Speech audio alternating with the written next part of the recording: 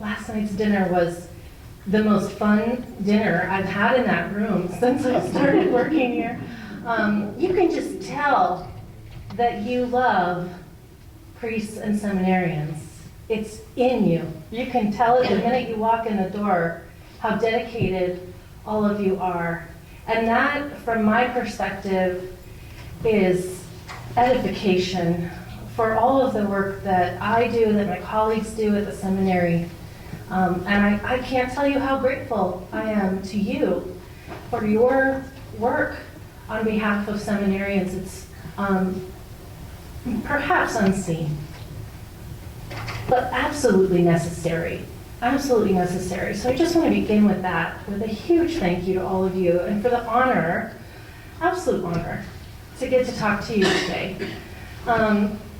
I'm going to talk about the Propaedeutic stage. Now everybody say Propaedeutic. Propaedeutic. Good job. Now at the end of this, I was joking last night that I would give a pop quiz on the spelling. But that can wait till another time. You can have a little time to memorize it. I certainly had to memorize it right away. So this word that the bishops have chosen for this first stage is a combination of English and Greek.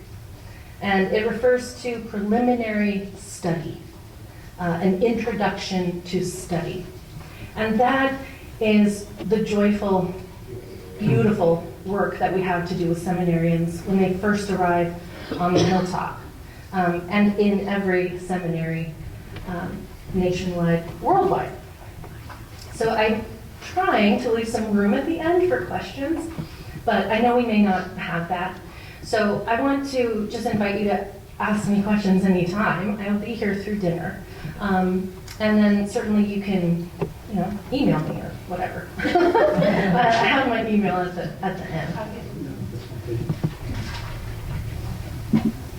So I just want to review for you because, you had mentioned at the top that we had moved sort of to a different way of thinking about a seminarian's progression through the seminary. And so some of you might not know that there was kind of a huge difference between the program for priestly formation number 5 and its revision number 6. And that is where we really transitioned into thinking about the stages of formation as these 4 things: propaedeutic, discipleship, configuration, and vocational synthesis. So the propaedeutic stage being that preparation for study, an introduction to study, discipleship being a time of really coming to be a follower of Christ, to walk with him and after him, to learn to love him. And then configuration is a stage of becoming like Christ. Yes? Good. I teach some configuration students, but I don't always get that privilege. But yeah, it's a time of really becoming like Christ. And then the vocational synthesis is kind of what it sounds like, where you're going out back to your diocese, back to your potential parishes, and really learning to be a pastor there and to do that work. So those 4 stages are really now how we're thinking about formation. So I'm going to talk to you about the propaedeutic stage. And I stole a bunch of pictures from our website. But these are all my guys. Oh man, when I look at them, I'm so proud. I am. And I tell them that I'm so delighted by them. It's important they know that you all are delighted by them too, and I'm going to pass that message on. So these are guys from last year, and this gentleman in the middle. Yeah, we picked him out. Did you find him? Yeah. That's Father Michael Niemczek, and we were so blessed to get him to come and be the coordinator of our propaedeutic stage. So he is the human formator for all of these guys. And so this is a really genuine moment, actually. It's not performed. So with the implementation of this new PPF, the Program for Priestly Formation, the bishops really recognized the need for new seminarians to transition from their life in the world into a Catholic way of living, a Catholic worldview, gaining a Catholic imagination, being able to see the world as a Catholic, right? And this means that there's sort of a pulling up and out, a transcendence that happens in the propaedeutic stage. They need to devote time to the development of their spiritual lives, first and foremost, self-awareness and human maturity, their formation of themselves as human beings, whole human beings, and to heal from a culture in which they've been immersed until their arrival at the seminary. And sometimes this means they're healing very, very personal wounds. And other times they're healing ways of thinking, right? And most of the time it's both. And so we get them at this very tender and beautiful moment when they're just coming here. And this is their first taste of seminary. And the privilege and responsibility it is to be that contact for them. I can't tell you just how overwhelming that can be sometimes, but also how grateful I am to it. And so, for it. And so, recognizing this need for transition, the bishops wisely called for this propaedeutic stage. It has to be 12 months, so not just an academic school year, it's a whole year of preparation. And it has to happen at the very beginning of seminary. So anyone new to the seminary has to go through the propaedeutic stage, and that means they might be coming in with a master's degree, and they have to go through the propaedeutic stage. Or they might be coming in straight out of high school, or with a GED, and they have to go through the propaedeutic stage. Now in some places around the country, this happens through separate houses. They'll put, students who have already a bachelor's degree in one house and other students in another, or they'll separate out some of their orarium or something like that. But here in Mount Angel, I like to call it a Montessori seminary because they're all together. They all live together, and in that way, it's very much like a family. And I'll talk about that a little more in a second. So the propaedeutic program at Mount Angel has really been a new way of life for the whole seminary community. And at the beginning, not this year, but last year, when we fully implemented our first propaedeutic stage, I told the faculty, I said, you guys, this is a propaedeutic year for us too. It's a year of forming the formators and the faculty who are going to then form the seminarians. And so we had work to do. We had internal work to do. And we're very privileged to be here in a place that really facilitates that, right? So there are many seminaries who take sort of the intellectual aspect of formation, and they need other universities or nearby schools to help them fulfill the academic part of it. But here we do it all in-house. So that means that all the faculty can get together and pray, and we can form ourselves as a community that's forming a community. It's gorgeous. It's like if all your aunts and uncles got together and really came up with a family mission so that when all the cousins came together, everybody would be solid and love each other and not fighting. Maybe that's just my experience. But wouldn't that be great, right? Yeah. So that's how it works. It's really family oriented. And so as we were developing it, we took into account a lot of help, a lot of advice, a lot of thoughts from our sending bishops, vocation directors, and then also ongoing development, getting input from all of the faculty. I visited Oh man, I was flying everywhere, all over the country. I was at the National Association of College Seminaries. I was at IPF, the Institute for Priestly Formation. Seminary Formation Council came here to help us out. We just took in all of this rich perspective.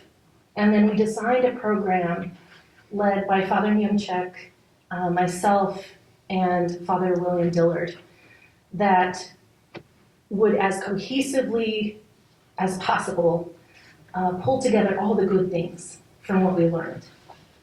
So you can kind of think of the Propaedeutic stage as a first-year experience, and almost every university has that, right? They've got something for freshmen to go through.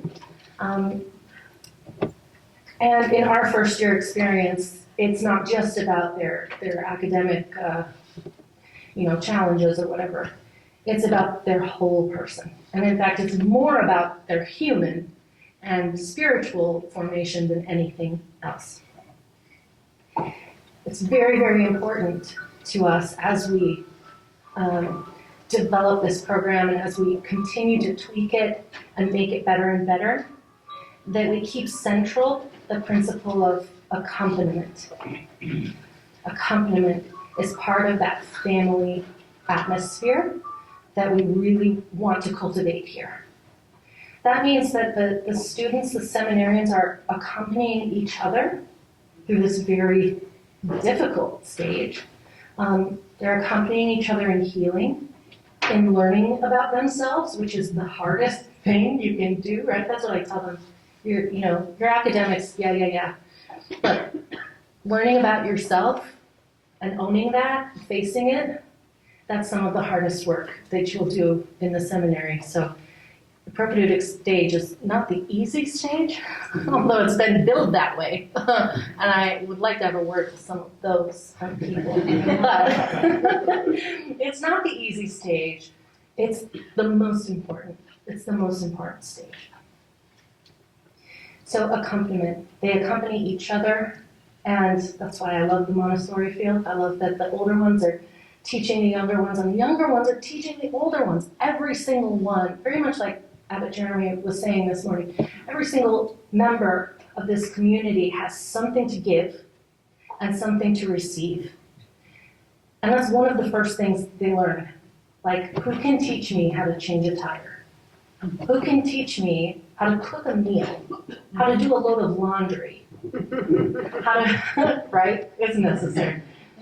How to pray the Liturgy of the Hours. What is adoration? How do I do that? Right? Everyone has something to teach, and everyone has something to learn. And that's just among the students. Then you add the faculty and the formators and the monks into this whole mix, and it really is, it becomes a family and a community. So, what are we doing in the Propaedeutic stage? We're learning a Catholic way of life, a Catholic way of living, what it means to live your life with your Catholic goggles on, right? Permanently, not just when you get to Sunday Mass and you can put them on and then take them off and leave, right? For these men, it's about putting on those glasses permanently. This is like LASIK eye surgery, right? Would be the better metaphor. It's permanent.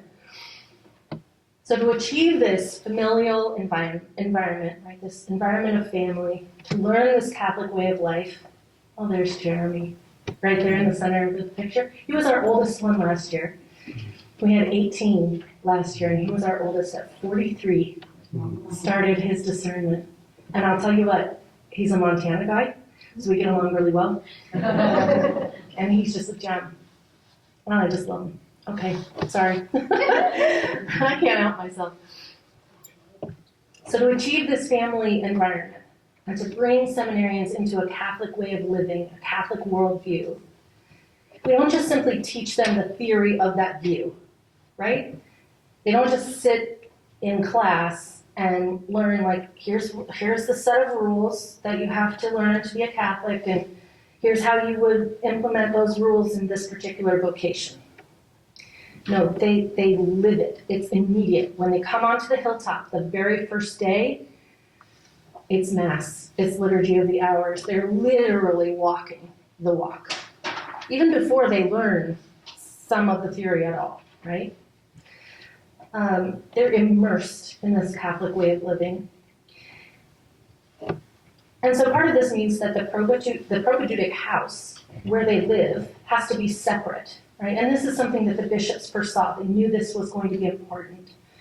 Their housing is separate. They all live on the same floor, top floor of Anselm Hall. It's hot up there when they get here in July, and they have to learn immediately to deal with small sufferings and offer it up, right? And we started with 26, and now we're at 24. That's a good, healthy progression, honestly. And that's almost every single room on the floor is full. So you have to learn to be quiet, and you have to learn when to be loud, and you have to learn to not, leave your stuff everywhere. And it's very much like a family.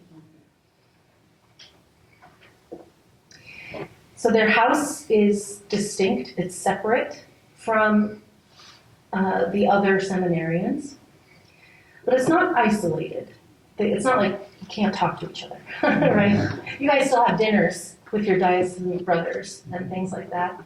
And sometimes during the year they can go to the same Mass, and they have some events together.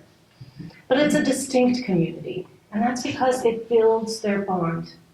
I want them coming out of there really feeling like brothers, really feeling like I've got your back, dude. Even though you might be so different from me, even though I'm going to go into Discipleship 2 after this, and you're going to go into Discipleship 3 or configuration, we're still brothers. It's really important. And so their house remains distinct, and they have a separate schedule, which we call their orarium, right? And they go through all of their daily things, the Liturgy of the Hours, Mass, a required holy hour every day, required study hours every day, and they do all of this together. When they first get here in the summer, they really do it all together. They have basically very little alone time. They have quiet. They have some solitude, but they're really meant to be together, forming bonds. And then as we go through the year, we slowly let them try out putting their locus of control, their ability to make mature decisions on them, right? So we use this law of gradualism to let them figure out how to internalize and self-regulate and reflect and eventually adopt the habits for their own selves.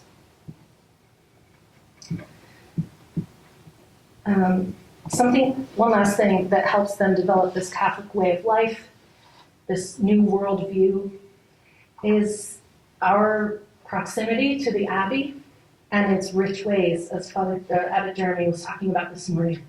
Right, those 7 rich ways, the deep reading, the community, the hospitality, all of those are ways that we show them and that we include them in living a Catholic life. Okay, so we had the 4 stages of formation, right? And then within those stages, in every one of those stages, they're working on these 4 dimensions of formation, right? So there's human formation. How do you become a good human? A Catholic human. There's spiritual formation, growing in an interior life, in their love for the Lord, and their dedication. An intellectual formation, and that's, academic, it's classes certainly, but it's also like, how do I learn to love learning? How do I, and I always ask them this in their admissions interviews. I ask, what fiction have you been reading? And most of them are like, I don't read fiction. I only read spiritual works. And I'm like, okay, that's a great, admissions answer, because you think you know what I want to hear. But no, I want to hear you're reading fiction. I want to hear you are developing your imagination, that you're developing your creativity, because all of those things are God-given. They're all part of who you are and what you can think is possible. So yes, it includes their academics, but it also includes any kind of intellectual formation that they may need. For some of them, it's as practical as, I need to learn English. I'm a native Spanish speaker, or we've got 2 guys from Samoa this year, or a Vietnamese speaker, right? We have a very diverse student body. And so some of them just need to learn English, or they need to work on those the pronunciation or the writing habits or things like this, right? So it can be very, very practical, or it can be very, very lofty.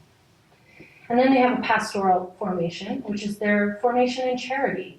So it's taking all of these human, spiritual, intellectual things and then saying, well, how do you turn those into gift? Right? How do you become a pastor? How do you practice those habits? In the propaedeutic stage, we're really, really focused on human and spiritual formation. That's the primary foci. So it's not even academic as much. Certainly they have academic courses, and I'll talk about that a little more in a minute. But everything that we do academically, pastorally, in life in general on this hilltop for our propaedeutic seminarians is in service of the human and spiritual formation. And that also means that we have to integrate everything, which means that as faculty and formators, we have to communicate, and we have to cooperate, and we have to model what it is to live in a family for these students who are learning from us how to be a family. Okay, so human and spiritual formation is the main focus. So, do you want to hear like the nitty-gritty of what they do every day? Is that interesting to you at all? Okay. So every day they get up and they do the liturgy of the hours, just like you were invited to do this morning. So they've got, what's the first one? I forgot. 20. Visuals. Oh, Yeah, and then lots. And then they go to Mass, and then they have breakfast. And then they start their classes. So they've got 3 hours of class in the morning. And then depending on then they have lunch, where they're not allowed to get their phones out. And we'll talk more about phones in a minute, because they do a technology fast. But yeah, they're not allowed to have their phones. They have to sit together and talk together like human beings. The other day I crashed their lunch party, and I was like, can I sit with you? And they were very gracious with that and let me. And it was a lively conversation because they're learning to talk to each other. And then after that, they every week they have a human formation conference. So Father Michael will talk to them about all kinds of topics related to their human formation. These might be things like growth in self-knowledge, healthy self-disclosure, like what's healthy to tell other people. You might be surprised, but sometimes we get guys in there who are like, let me tell you my life story from like day one, and you're like, okay, maybe not every person that you meet needs to hear that. But also on the other hand, right, some guys really do need to learn to share things, right, for their own growth.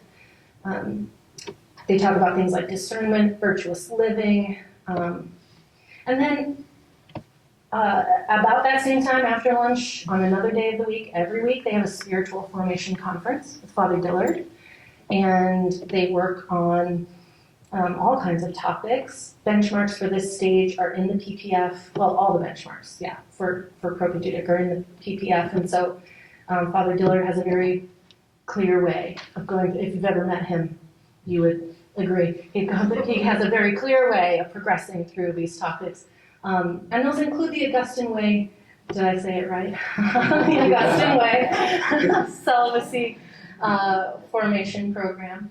I teach Augustine every fall, so I was really glad to hear you say the correct way, because I constantly am telling these guys. Okay.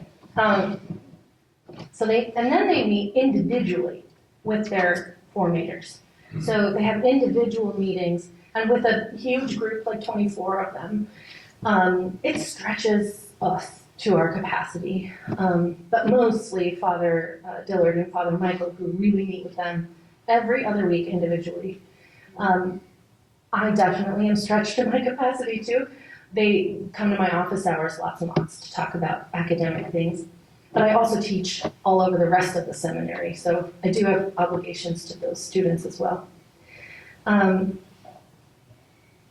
Okay. Then after that, they have some unstructured time, and this is really, really important. We had to schedule it in on purpose. And we had to protect it. We had to protect it so that they can learn what are productive ways to use their time that will help them toward these goals of human and spiritual formation, right? If they use that time to like watch fantasy football or whatever, I don't know, what do guys do? If they if they use that time in an unhealthy way, then we talk about it, right? And we build a culture where it's okay to admit, yeah, I didn't use my time well. So what are we going to do about that? How are we going to self-regulate? How are we going to look at what we did and make other choices, right? How are we going to self-regulate that? And that's part of their growth, because by the end of the propaedeutic stage, that's when we really want them to be able to go into discipleship having built those habits, having reflected on their behaviors, having really understood their tendencies and their temptations and what are the things that could lead them individually astray, right? We also talk about things like healthy habits, like how to get enough sleep, where to use your study hours. What's that? It's a good thing. Yeah, it's a good thing to get enough sleep. I do tell them I promote naps during their unstructured time because it's good for them, right? To learn how what their body needs to be able to be their best selves. We have them think about things like diet and exercise, developing friendships. We have whole seminars on friends, how to be friends with people, how to talk to people, and being a public person. Because from the day that they set foot on this hilltop, they're a public person. When they come back to your parish, back to your diocese, you know, everyone knows who they are. There are pictures on the wall in the parish, right? And they have to be public people. They have to know how to handle themselves in public. And so we talk about those things. Okay, I'll make sure that I covered. Okay, so something I hinted at too, is it right? I told you it was a 12-month program. So at most seminaries, that means they're starting at the fall term, beginning of academic year, and then they go through the next summer, and then they start discipleship again in the fall. For us at Mount Angel, we are so privileged to have monks who teach, and they are here in the summer, unlike faculty, mostly. And so we start our program in the summer. It starts in the beginning of July, and that means that propaedeutic students get 2 months to own this hilltop, and to explore it, and to know that it's theirs, and to kind of get into the rhythms of things without feeling a really crucial pressure to be like the other guys, right? To have the habits and the attitudes and the thought, the processes of the other seminarians who we want them to look up to, but not at the cost of developing their own sense of self, right? And so they get these months, precious months, to do these things together. And those are just super intensive months for Father Michael and Father Dillard. And I'm here also, but that's where they are really hitting hard with those guys. Okay. And then once the fall starts, then they really sort of become part of the fabric of the whole hilltop. Okay. So what do they do in their classes? Well, somebody came and took a picture of us now. There's Brother Gabriel, who's helping me with the computer, right? There's Aiden next to him, having a very lively part in our conversation. He's from Seattle, so if you don't know Aiden, you should get to know him. So, students in intellectual formation, and we designed this curriculum so that they could graduate in 4 years with a BA. And that's really important because bishops want their seminarians, right? They're like, all right, how fast can this go? Because they need their priests in the parish, right? And so we wanted them to be able to finish in 4 years without adding an extra year for the Propaedeutic stage. And we wanted them to be able to use what they're learning here if they were to discern on out of the priesthood, because that is a major part of what Propaedeutic stage is about, right? Learning to discern and figure out, is this really my calling, or am I just trying this on, or what is this life like, right? And so, so they take half of their classes, about a third of their classes, pass, no pass. So it takes the burden of getting like a perfect GPA off their shoulders while they're figuring out how to live, right? How to be humans. And then they also have a fair number of courses that they could transfer to another university if they needed, like a psychology course, writing courses, things like that. But then they also have a spiritual intro to spiritual life. They have intro to the Bible. They have catechism class. They have Latin, 2 semesters of Latin. And then they have a Christian humanism class, which is the one that I teach. And I tell them in this class, I'm like, okay, we're not going to be studying philosophy because the bishops have forbid it in that first Propaedeutic year. But more so because of this experiential family thing we want them learning in Propaedeutic stage. So I tell them in Christian humanism, we're not going to learn about Christian humanism from a philosophical point of view. We're going to learn how to be Christian humans. And that's going to be centered on the Eucharist. And it's going to be about understanding what it is to be human, a human, who is centered on the Eucharist, right? And so we learn things like how to take delight, period. How to be happy. I really do. I make them write a journal every week where they have to reflect on something that delights them. And they, at first, they hate it because they're like, this is lame. But by the end, my whole life here is like a lesson in delayed gratification, I promise.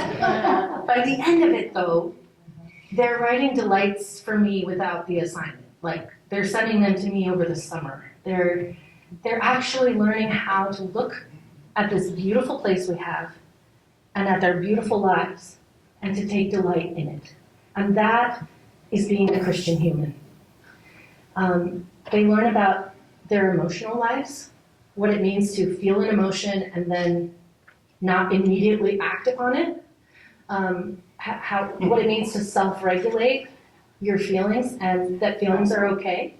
And I was telling somebody at lunch today that I have a lot of tissues in my office. It's almost a joke now that my office is where you go to cry.